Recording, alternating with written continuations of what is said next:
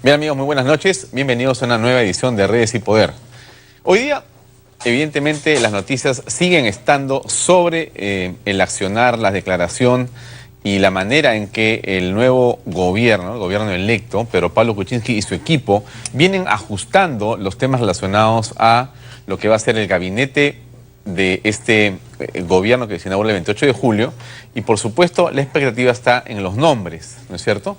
Hoy estuvo Pedro Pablo Kuczynski reunido justamente con su vicepresidente Martín Vizcarra y también con Mercedes Arauz y con otros miembros de su equipo más cercano. Estuvo en San Isidro durante varias horas definiendo varios temas relacionados a qué es lo que va a pasar en los próximos días y horas.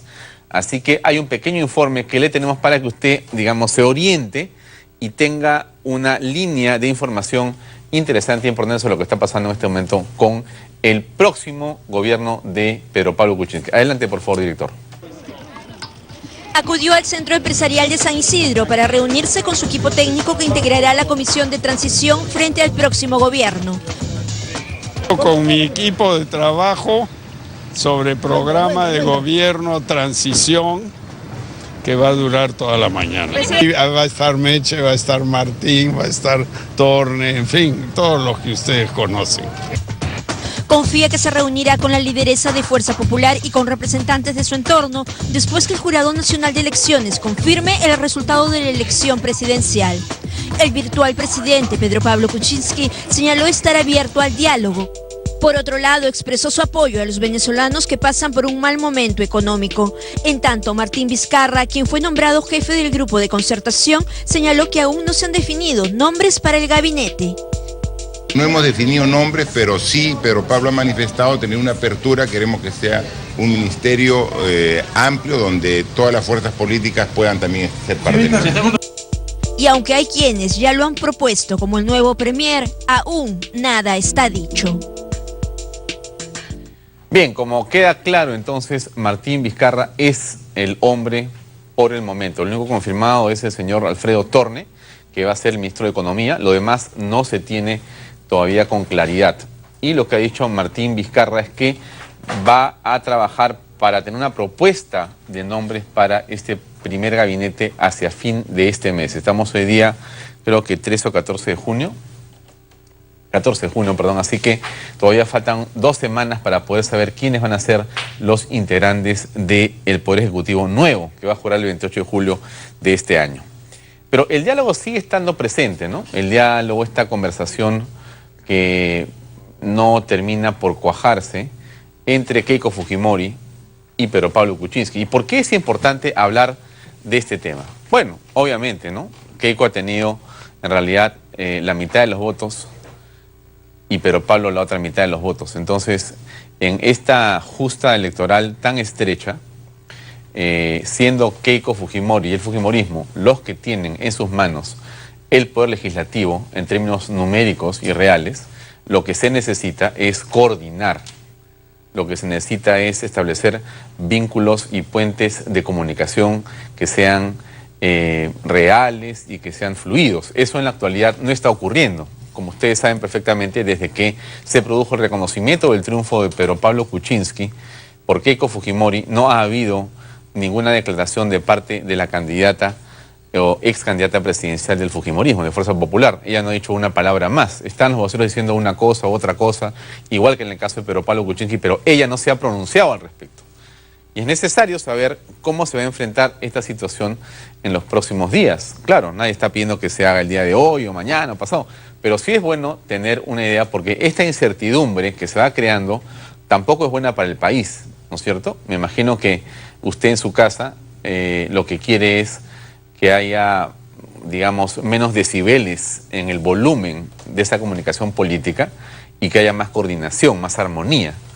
Todos los peruanos buscamos que los poderes públicos, entendiendo que siempre hay, digamos, disputas o tendencias o diversas opiniones en una democracia, eso es bueno, pero es importante que las líneas matrices estén más o menos coordinadas. Y el Congreso de la República, con 73 congresistas, necesita tener una dirección que esté de alguna manera alineada a lo que va a hacer el Ejecutivo. Si no, va a ser bien complicado para el país ponernos de acuerdo. ¿Qué dijo Juan Cheput? Juan Cheput ya va sonando, digamos, un poco discordante, ¿no? Porque la impresión es que por un lado hay quienes quieren construir puentes de comunicación con el fujimorismo, pero siempre sale Juan Cheput y da la impresión de que él tiene, digamos, otra posición, que no sabemos si es una que le manda Pedro Pablo decir o es una personal, porque él termina diciendo como que son los fujimoristas los que tienen que pedir perdón o algo por el estilo. A ver, ¿qué dijo Juan Cheput exactamente? Escuchemos, por favor. Adelante. Yo creo que Keiko Fujimori está muy distante de lo que pueden decir algunos de sus voceros. Y yo, en todo caso, espero que estos señores parlamentarios entiendan cuál es la situación. Inclusive yo lamento que el señor Becerril siga refiriéndose al presidente electo como Mr. Kuczynski. Eso verdaderamente es una falta de respeto al presidente electo del país. Y también Marta Chávez, eso no me parece. Si bien es cierto, yo comprendo la situación que ellos están atravesando por haber sido derrotados en el proceso electoral, también es cierto que continúan con algunas declaraciones, desde mi punto de vista, descorteses, que no se condicen con el pensamiento de ellos mismos de decir o solicitar disculpas. Solicitan disculpas y siguen agrediendo, entonces hay una contradicción. Creo que deberían aclarar su pensamiento, deberían ser conscientes que hay una realidad política en el Perú, de que hay un deseo de parte de nosotros de tender puentes. Sí, yo creo que hay un deseo de tender puentes, pero a veces lo que uno dice no es lo que debería decir. En todo caso, creo que hay que estar de acuerdo también con el señor Cheput en el sentido de que tiene, digamos, poco sentido en este momento estar hablando de Mr. Kuczynski o estar refiriéndose de tal o cual manera peyorativa sobre el presidente electo Pedro Pablo Kuczynski. Ya, ya eso ya pasó, pues si vamos a seguir en esa historia, ¿hasta cuándo vamos a continuar así? Esto ya tiene que terminar. Ya la elección se produjo, ya se aceptó el resultado. Ya prácticamente pues la historia está escrita en esta parte. Entonces, ¿qué queda por hacer? Lo que queda es, insisto, tratar de construir los puentes de comunicación, si no esto va a ser ingobernable. Verónica Mendoza tiene una posición, bueno, como la que ella pues tiene, ¿no? Dice que sí y a veces dice que no. Entonces, ella dijo que se iba a reunir con Pedro Pablo Kuczynski, pero Pedro Pablo ha dicho hace un rato que habló por teléfono con ella. Entonces creo que ya se produjo la reunión famosa o la comunicación famosa. La señora Glave dijo en una entrevista que ellos, más allá de la reunión, que era un tema anecdótico, lo importante era que ellos iban a plantearle una agenda a Pedro Pablo Kuczynski y eso era lo que ellos tenían que hacer, o lo que Pedro Pablo tenía que hacer. Y que la reunión era un tema casi irrelevante. Bueno, ok, puede ser que sea irrelevante, pero ahí está, Verónica Mendoza terminó hablando por teléfono. Parece que lo que tiene, digamos, temor la señora Mendoza es la de la fotografía con Kuczynski. Bueno, en todo caso, así es la política. Para terminar, y antes de hablar con nuestro invitado el día de hoy, es importante comentar lo que dijo Pedro Cateriano, ¿no? Ayer hemos comentado lo de Pedro Cateriano en el sentido que, bueno, estas condecoraciones de alguna manera clandestinas, por lo menos a nosotros nos parecía que no venían al lugar.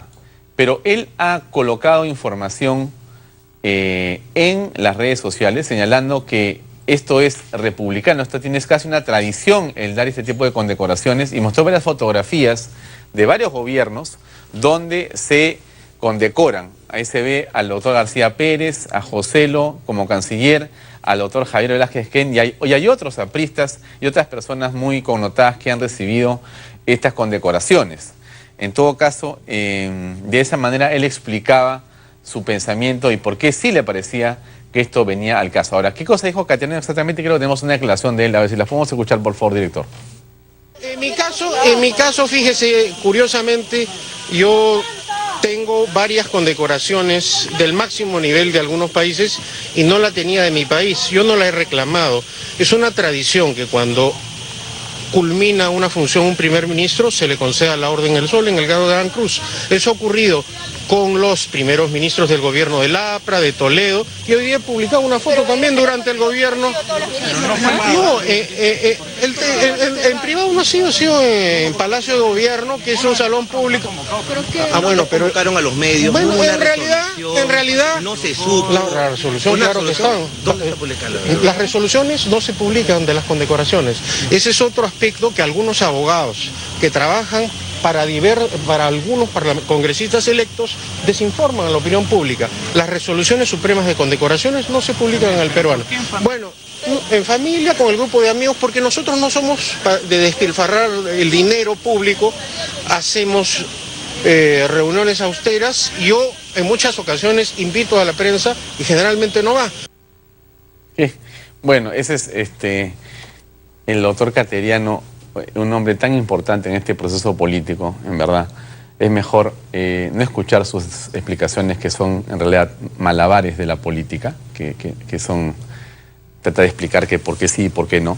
Más bien, sí, siempre creo que hay que reconocer a Cateriano lo importante que ha sido él en este proceso, porque de muchas formas su actitud frente a lo que ha sido desde el principio hasta el final esta convocatoria electoral, a pesar de algunas veces que se salió del carril opinando en contra de una candidatura, pero más allá de eso, Cateriano ha sido un pilar en realidad y hay que reconocerlo en este proceso electoral. Eso sí creo que vale la pena, más allá de sus condecoraciones, quizá por eso valga la pena condecorarlo a Cateriano, ¿no?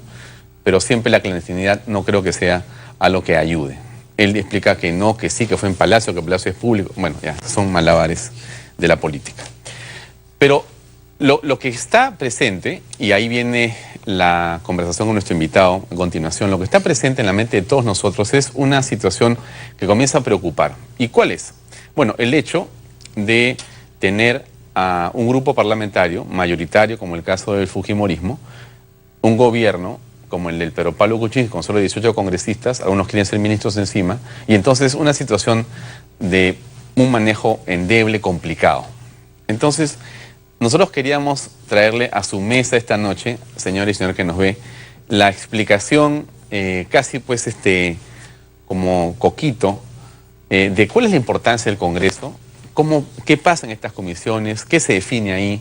Y hemos encontrado que la mejor persona para poder explicarnos esto es alguien que ha vivido dentro del Congreso prácticamente durante 11 años en un puesto fundamental como es la Oficialía Mayor. ¿Qué cosa es la Oficialía Mayor? Vamos a preguntarle.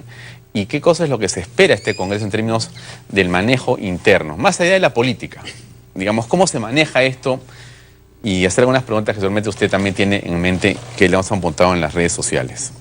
Él es José Chevasco, también es analista político, por supuesto, pero él tiene una vida larga, no sobre todo por delante, pero sobre todo para contarnos en el pasado. José, gracias por acompañarnos esta noche, muy amable. Por tus palabras. Gracias, muchas gracias, muy amable. Por estar con nosotros. En realidad, lo que hemos escuchado de muchas personas en los últimos días es qué cosa puede pasar en este Congreso, José, porque no se entiende con claridad si en realidad el fujimorismo es el que va a mandar en este Congreso en términos reales. Y entonces, bueno, la situación del presidente Kuczynski termina siendo de alguna manera mediatizada y condicionada a lo que quiera la señora Keiko, que es la que finalmente va a manejar su bancada, lo ha dicho. Entonces, bueno, son dos poderes que pueden estar en realidad a punto de enfrentarse y crear un problema enorme de ingobernabilidad. Entonces, primero explícanos qué es la Oficialía Mayor, donde tú has trabajado durante 11 años, y por qué es que tú conoces tanto del tejimaneje congresal. Gracias por la pregunta. Sí, es un nombre que llama la atención. Cuando yo llegué al Congreso a los 17 años, encontré ese nombre de oficial mayor y pensé que era un militar. ¿Hay oficial menor? No, pero te explico el porqué del oficial mayor. Claro. Porque el escalafón de empleados del Estado y también en el Congreso, desde el inicio de la era republicana, hablaba de diversas categorías de oficiales. Oficial décimo, oficial noveno, oficial quinto, oficial cuarto, oficial segundo, oficial primero y oficial mayor. Es decir, la línea de carrera era de oficiales. Es el nombre que llevaba el funcionario público de la época. Entonces, la tradición en el Congreso hizo que se mantenga el nombre del primer empleado con el nombre de oficial mayor. Hacia abajo ya cambiaron con el tiempo a nombres mucho más modernos, ¿no? ¿Qué trabajo realiza el oficial mayor del Congreso? El oficial mayor, mira, para que la gente entienda también, antiguamente el oficial mayor vivía en el Congreso. O sea, es verdad lo que yo he estado diciendo, casi has vivido. Es verdad. Cuando conocí yo al oficial mayor de la época, en el año 80, al doctor Elizardo Ugarte del Pino, lo que me llamó la atención era que al lado derecho de su escritorio tenía unas gavetas con todas las llaves de las oficinas del Congreso. Cuando un parlamentario en ese momento iba y quería entrar a su oficina un sábado o domingo, no tenía, se había olvidado la llave, iban donde el oficial mayor y le pedían que le preste la llave que él tenía de la oficina, en duplicado. Él guardaba las llaves de la institución. Muy bien. Es decir, el oficial mayor es el funcionario responsable de la marcha administrativa del Congreso, administra los recursos logísticos, humanos, también presupuestales. Pero en también, una época hubo un gerente general, yo recuerdo. Claro, y aún se mantiene con el nombre del director general de administración. Ya. En la época de gerente general se quiso darle una nueva nomenclatura a los cargos administrativos. Ya, pero era lo mismo en realidad. Pero en realidad es lo mismo. Y el oficial mayor para otros es el gran sacerdote, porque el parlamentario se confiesa ante él muchas veces. ¿En verdad? En verdad. Dios, debe tener orejas grandes, gran paciencia, porque el parlamentario le confía hasta sus problemas logísticos de la casa, el problema de las pensiones de los niños, sus problemas hasta a veces familiares. ¿Y por qué tiene que ver esta suerte de confesionario? ¿Qué tiene que ver o cómo puede resolver el señor oficial mayor los problemas de ese tipo de un parlamentario? Porque yo le decía lo siguiente: usted, esta es su casa. Si en su casa no lo ayudamos a resolver el problema, ¿dónde lo vamos a ayudar? Es decir, porque la casa del parlamentario es el parlamento. Entonces, hay parlamentarios, y quizás sin ser pecar de infidente, pero habían parlamentarios que llegaban con carencias hasta de un terno para la juramentación. Entonces me tocaba conseguir un financiamiento para eso. Otros parlamentarios que llegaban con problemas que no tenían cómo financiar cosas. Entonces me tocaba a mí, porque yo lo que busco, o lo que buscaba en ese entonces como oficial mayor, era la tranquilidad emocional del congresista. Ahora, la gente debe estar preguntándose en este momento cuánto gana un parlamentario realmente, porque eso es lo que la gente dice: ganan 15.000 soles, 13.000 soles, 12.000, 20.000, 30.000. Bueno, ¿cuánto gana un congresista hoy día? Como sueldo, sujeto al impuesto a la renta y de libre disponibilidad, sueldo bruto, 15.000 soles. 15.000 soles mensuales. Mensuales. Y le da una remuneración en julio. Y otra en diciembre. Y otra en diciembre. Por, como corresponde. Como gratificación, como corresponde. Pero hay algo más, creo que es. Reciben además un presupuesto de 7.000 soles sujeto a impuesto a la renta para sus gastos de los viajes de representación a su distrito electoral. Ya. ¿Y cuando tienen una comisión, una presidencia de una comisión, hay otro presupuesto adicional? No. No hay más. No hay más. O sea, eso es todo lo que se lleva es al bolsillo. Es todo lo que es al bolsillo. Ya. No hay más. Pero tienen otras cosas, pues, ¿no es cierto? A ver. Celulares. Sí, es cierto. Sí. Alimentación. No alimentación. Antiguamente el Congreso... Pero tienen un monto de celulares que es así como que medio... Es un tope. No es sé. Un tope. No yo había conozco escuchado el tope que era actual. un montón de minutos, por ejemplo, de miles de soles, creo, al mes. Una cosa tienen una bolsa que se distribuye entre su consumo y el consumo de su personal. Ya. De manera que ellos administran un tope. ¿Y sabes cuánto es eso o no? Si mal no recuerdo, están alrededor de $250 o $300. ¿Mensuales? Mensuales. Ya. Bueno, y entonces tienen un parlamentario común y corriente. Bien. Tiene un grupo de asesores. Sí. Que es pagado por todos los peruanos. Sí. ¿Cuántos asesores son y cuánto gana cada uno de los asesores? Tiene dos asesores, tiene una secretaria y un auxiliar. ¿Cuánto ganan los asesores? El tope creo que son 10.000 soles el asesor con mayor nivel. También tienen igual 14 sueldos al año. También sus 14 sueldos al año, Ya. tienen un seguro médico. La secretaria. También. Pero en algunos casos, de acuerdo a las necesidades del congresista, estos sueldos podrían dividirse por intermedio del Congreso, claro está, para ampliar su número de empleados, ¿no? De repente, en lugar de tener una secretaria, tienen por el mismo precio 2 secretarias, le bajan el sueldo y distribuyen, ¿no? Ya, muy bien. Entonces, esto suele ser así: un congresista tiene una oficina que le da el Estado, o el Congreso de la República, con este grupo de gente que lo asesora. Si eres presidente de comisión, eso se multiplica. Sí, tienen aparte un staff. ¿Y el staff? De un secretario técnico que es del Congreso. El secretario técnico es el funcionario especialista de la materia de la comisión a la cual pertenece el congresista. Ya. Es un poco el oficial mayor en pequeño. Ajá. Guarda la memoria institucional de la comisión. Perfecto. Y lo asiste en los temas de carácter técnico. Adicionalmente tiene un asesor ya que lleva el parlamentario sobre la materia en la cual él va a tener que estudiar. Su tema de agricultura, alguien relacionado al tema agrícola. Y aparte una secretaria y un auxiliar también. Ya. Que asisten a todos los miembros de la comisión. Así es. ¿Y el congresista que es presidente de comisión tiene otra oficina? ¿Tiene vehículos que lee el Estado? No, ningún parlamentario tiene vehículo del Estado. Ni el Congreso, ni el presidente. Con excepción del presidente y los miembros de la mesa directiva. Ajá. Ellos sí tienen un vehículo del Estado. Ya. El resto de parlamentarios no. ¿El parlamentario común y corriente o presidente de una comisión no recibe vales de gasolina, nada de eso? No, nada. La alimentación la paga cada uno con su Cada cuenta. uno pero ahí con su tienen cuenta. en el Congreso, creo que peluquería, no sé si sauna, pero tienen también un buen Sauna comedor. no. El concepto de tener algunos servicios adicionales en el Congreso es casualmente para que permanezcan el mayor tiempo en el Parlamento. Es cierto, hay un lugar donde te cortan el cabello, Ya, está bien, pues. tienes un comedor, tienes un servicio médico de emergencias Ya. y, si no recuerdo, nada más.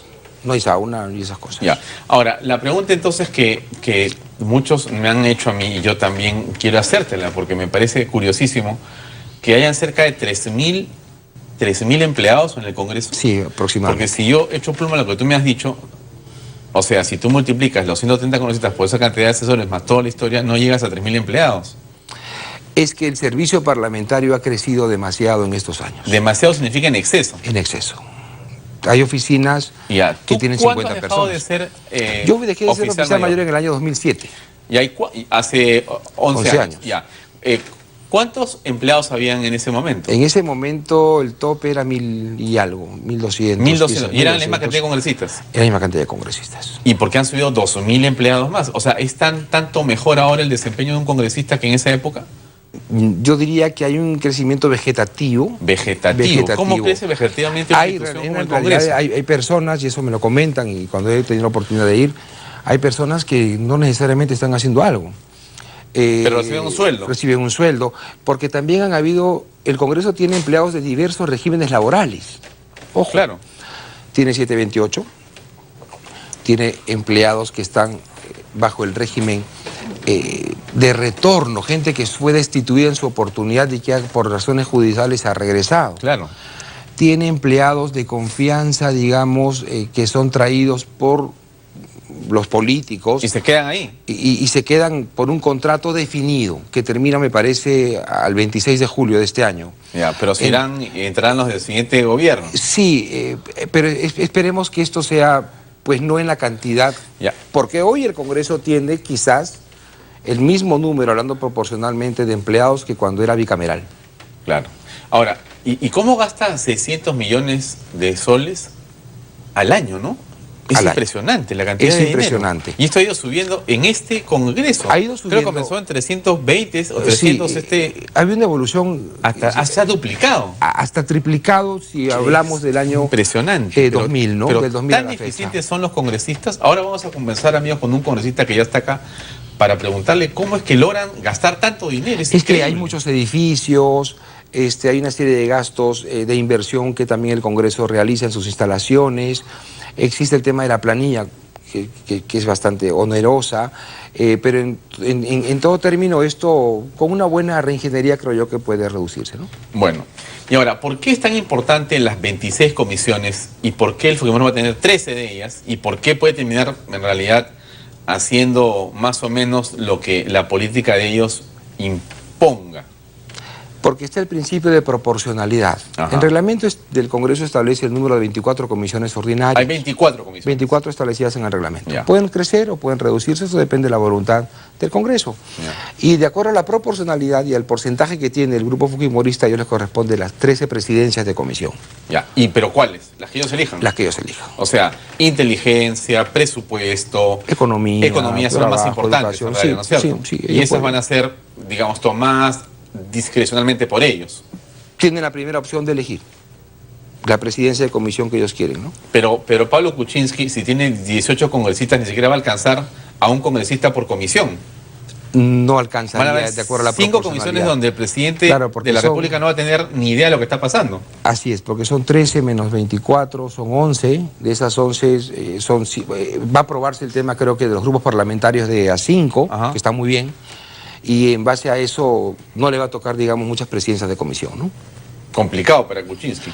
En realidad es complicado. Van a tener que argumentar mucho diálogo, conversaciones, sesiones, en el sentido de ceder espacios y esas cosas para poder llegar a los acuerdos. Y la importancia de la mesa directiva para que la gente entienda por qué es que hay una discusión, por qué es que es tan importante manejar o estar presente ahí en la mesa directiva. ¿Qué significa esto? ¿Qué poder te da estar en la mesa directiva? Bueno, en la mesa directiva como órgano administrativo es la encargada de aprobar las políticas de administración del Congreso.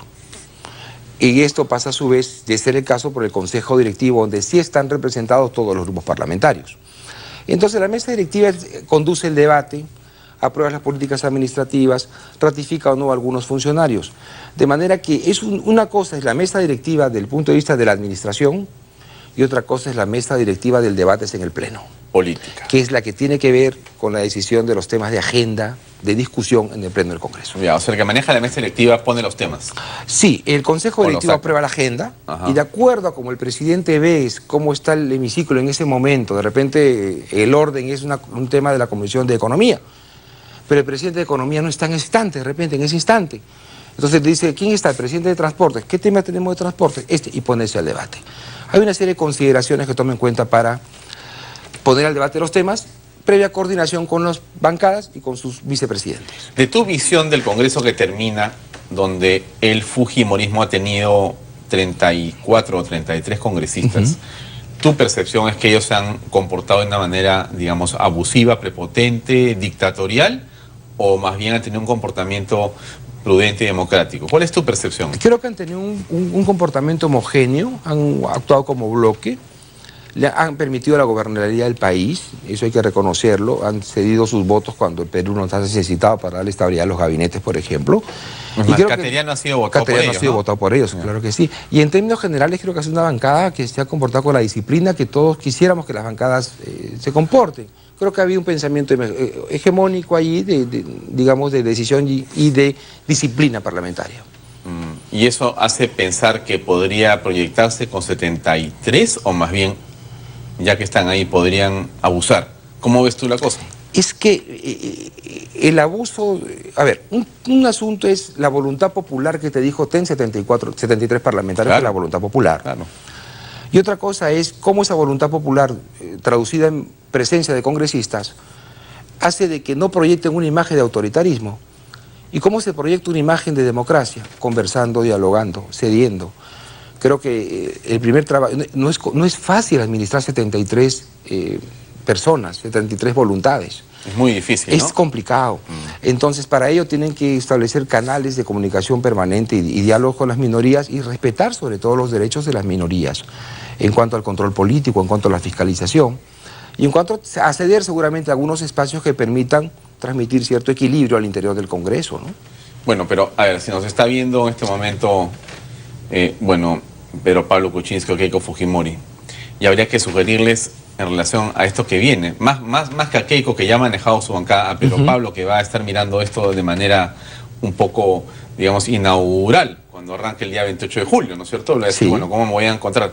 Bueno, ¿qué podríamos sugerirle si tú fueras asesor por unos minutos de Kuczynski y te dice, oye, Pepe, te he escuchado con Bahía hablando ahí, a ver, ¿qué me puedes aconsejar para tratar de manejar el asunto y no naufragar en este mar fujimorista naranja que va a ser el Congreso el 28 de julio? Primero, que no debilite su bancada. O sea, quiere decir que no te lleves a estos 18 pocos que tienes, ministros, manténlos ahí. Manténlos ahí. Ya, lo primero. Lo primero. Cada voto cuenta en realidad. Cada voto cuenta y cada uno es un operador. Porque el Parlamento no solamente es lo que podemos ver en la televisión o es el resultado de una votación. El Parlamento es el diálogo también dentro o fuera de las cámaras que estamos acostumbrados a ver nosotros los televidentes.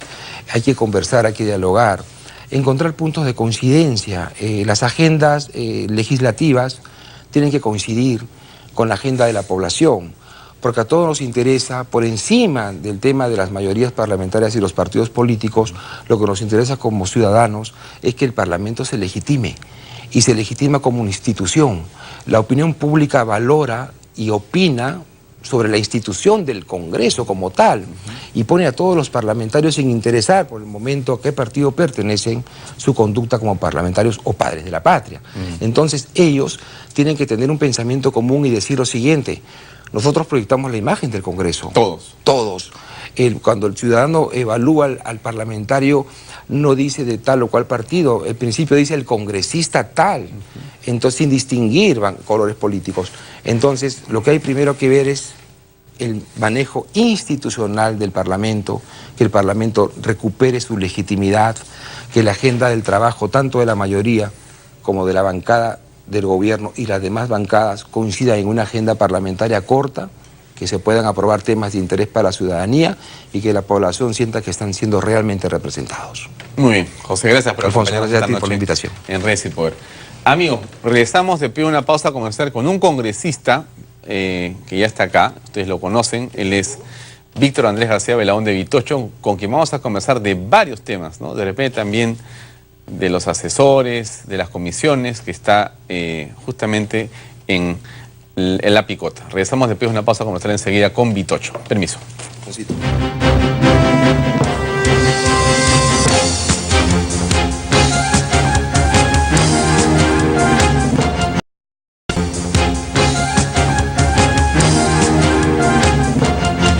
Bien amigos, regresamos con Redes y Poder. Ya estamos aquí con nuestro siguiente invitado, que es el congresista Víctor Andrés García Belaúnde.